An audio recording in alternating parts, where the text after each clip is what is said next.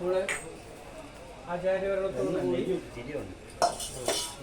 ഒരു 9 ദിവസത്തെ നവീകരണ കലശത്തിന് നാന്ദി കുറിക്കുകയാണ്. ഒരുപാട് കാലത്തെ നിങ്ങളുടെ ഒരു അഭിലാഷവും ആഗ്രഹവും അതോടൊപ്പം തന്നെ ഒരു ക്ഷേത്രത്തിൽ അനിവാര്യമായിട്ട് കാലാകാലങ്ങളിൽ ചെയ്തിരിക്കേണ്ട ഒരു മഹാപ്രായശ്ചിത്വമാണ് ശരിക്കും നവീകരണ കലശം.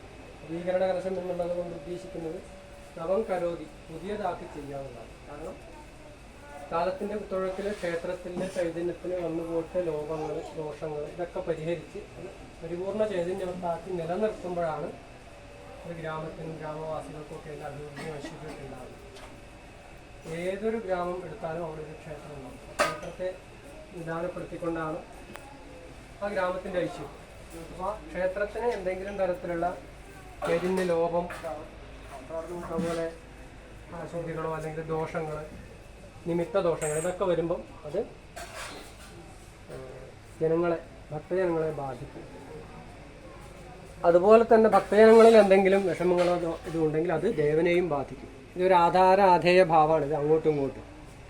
അപ്പം അത് പിന്നെ നാശത്തിനും ദുർനിമിത്തങ്ങളായിട്ടും ഒക്കെ വരും. അപ്പം അങ്ങനെ വരാതിരിക്കാൻ വേണ്ടിയിട്ടാണ് കാലാനുസൃതമായിട്ട് നമ്മൾ ഈ നവീകരണ കലശം നടത്തുന്നത്. ശരിക്കും ഇത് ക്രമാനുഗതമായിട്ട് ജീർണോദ്ധാരം ചെയ്യുകയാണ് ചെയ്യുന്നത്. ഇതിൻ്റെ ക്രമം അതാണ്. ഈ 9 ദിവസത്തെ ക്രിയ എന്ന് പറയുന്നത്, ചടങ്ങുകൾ എന്ന് പറയുന്നത്, ആദ്യത്തെ ദിവസം പ്രാസാദ ശുദ്ധിയോടുകൂടിയാണ് ആരംഭിക്കുക. ഭഗവാന്റെ സ്ഥൂല ശരീരമായിട്ട് ഈ മതിൽക്കകം മുഴുവൻ ഭഗവത് ശരീരമായിട്ടും ആ ജീവനായിട്ട് ബിംബവും അല്ലെങ്കിൽ ഭഗവാനും അങ്ങനെയാണ് അതിനെ കാണുന്നത്. അപ്പോൾ അതിൻ്റെ ഒരു സ്ഥൂല ശരീരം എന്നുള്ളതാണ് ഈ പ്രാസാദം, ചുറ്റമ്പലം ഇതെല്ലാം വരിക. അപ്പം അതിൻ്റെ ശുദ്ധിയാണ് ആദ്യം തുടങ്ങുക.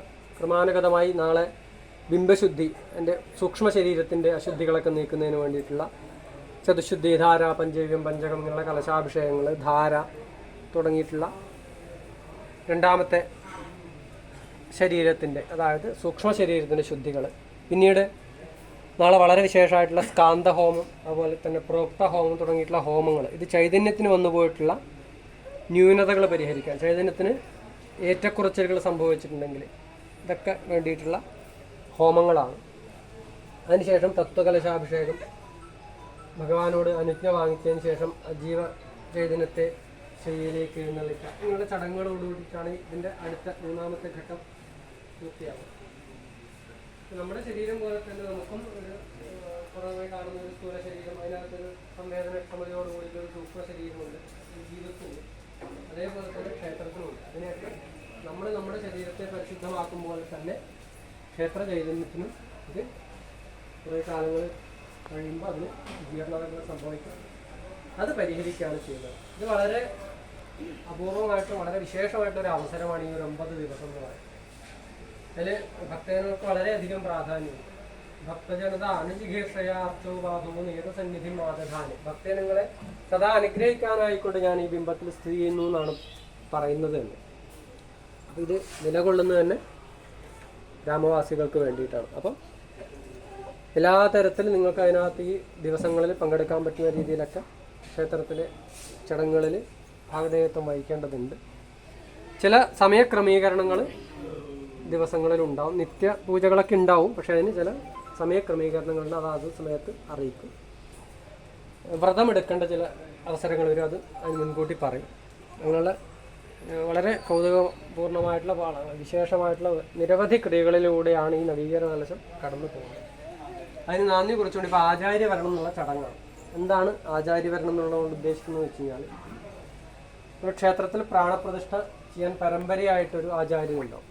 അപ്പോൾ ആ പരമ്പരയിലുള്ള ആചാര്യനെ നമ്മൾ ക്ഷണിച്ചു വരുത്തി ഈ നവീകരണ കലശം ഭംഗിയായി നിർവഹിച്ചു തരണമെന്ന് അദ്ദേഹത്തോട് പ്രാർത്ഥിക്കുകയാണ്. അദ്ദേഹത്തിന് വസ്ത്രതാമ്പൂലാദികളൊക്കെ കൊടുത്ത് സന്തോഷിപ്പിച്ച് ഒരു പ്രീതമനസ്കനായിട്ട് മനസ്സിന് സന്തോഷത്തോടു കൂടിയിട്ടിത് നിർവഹിച്ചു തരണമെന്ന് ഉത്തരവാദിത്തപ്പെട്ടിട്ടുള്ള ആൾക്കാർ നിങ്ങൾക്ക് എല്ലാവർക്കും വേണ്ടിയിട്ട് അവർ ഏൽപ്പിച്ചു കൊടുത്ത് പ്രാർത്ഥിച്ച് അദ്ദേഹത്തെ ഇതിൻ്റെ ചുമതല ഏൽപ്പിക്കുകയാണ് ചെയ്യുന്നത്. അതാണ് ആചാര്യവരണം.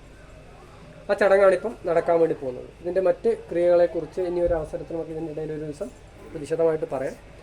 അപ്പോൾ ഇപ്പം ആചാര്യവരണമാണ്. നിങ്ങളെല്ലാവരും തൊഴുത് പ്രാർത്ഥിച്ച് കുറച്ച് ഇറങ്ങി നിൽക്കണം. ഇത് കഴിഞ്ഞ ഒരു പ്രദക്ഷിണമുണ്ട്, അതിനുള്ള സൗകര്യങ്ങൾ ചെയ്യും. ആചാര്യവരണം എന്ന് പറഞ്ഞ ക്രിയ കഴിഞ്ഞാൽ ഞാനാണ് ഏറ്റെടുക്കുന്നതെങ്കിലും ഇതിൻ്റെ അങ്ങേപ്പുറമുള്ള ബാക്കി പ്രതിഷ്ഠകൾ ക്രിയകളൊക്കെ ചെയ്യുന്നതിൻ്റെ മകനായിരിക്കും. പ്രതിഷ്ഠ നടത്തുന്നത് പലതൊക്കെ അയാളാണ് ചെയ്യുന്നത്. ഇത് അനിയനിവിടെ വന്നിട്ട് മുഖം കൊണ്ടും പരിചയമുണ്ടാവും. അനിയനാവും ബാക്കിയുള്ള കാര്യങ്ങൾക്ക് ഉത്തരവാദിത്തമൊക്കെ അനിയനുണ്ട്. ഞാനൊന്നും പോയില്ല.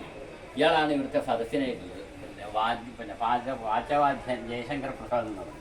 വിദ്യാസാന്ദ്ര വിദ്യാപീഠത്തിൽ പഠിച്ച് ഞങ്ങളുടെ കൂടെ എല്ലാ കാലത്തും വരുന്ന ഒരാളാണ്. ഇവിടെ ഇതിന് മുമ്പേ വന്നിട്ടുണ്ട്.